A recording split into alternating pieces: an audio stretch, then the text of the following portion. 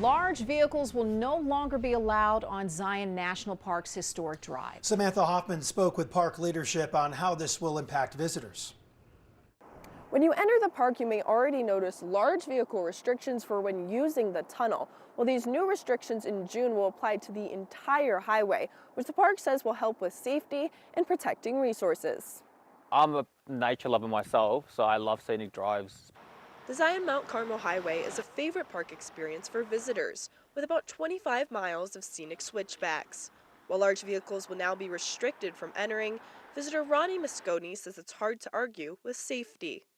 If it's thought out and not overly restrictive, then it can only benefit the community here, and obviously a lot of visitors, international or Americans. The park underwent 2 phases of traffic studies, finding that large vehicles exceed weight limits for bridges and pose collision risks with tight turns, steep grades, and narrow lanes. Are there often a lot of collisions on this road?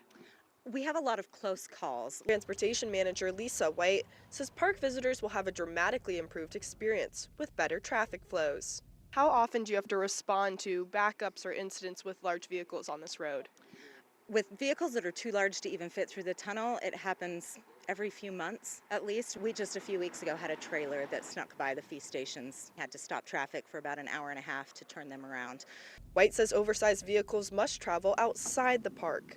Our partners at Washington and King counties are looking into alternatives such as Coral Pink Sand Dunes Road and Sheep Bridge Road to help reduce that amount of time added to drivers' destinations.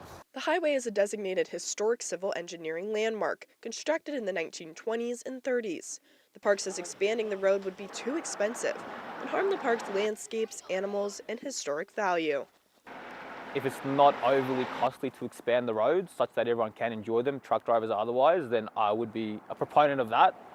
If it is overly costly and it's not justified economically, then unfortunately we can't proceed down that route. I also asked the park why these changes won't be implemented until June. They said this is to allow time for people to adjust plans. In Zion National Park, Samantha Hoffman, KUTV 2 News.